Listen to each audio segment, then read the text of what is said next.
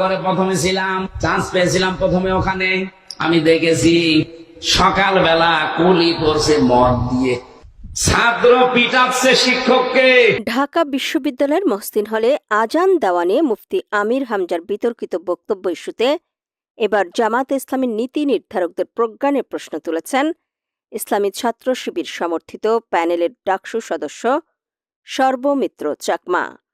আসন্ন জাতীয় সংসদ নির্বাচনে বাংলাদেশ জামায়াতে ইসলামীর কুষ্টিয়া ৩ আসনের মনোনয়নপ্রাপ্ত আমির হামজার বক্তব্যের সমালোচনা করতে গিয়ে সর্বমিত্র চাকমা বলেন, একটি গুরুত্বপূর্ণ রাজনৈতিক দলের সংসদ সদস্য মনোনয়নপ্রাপ্ত ব্যক্তি যখন 16 বছর আজান দিতে দেয়নি সালেমরা।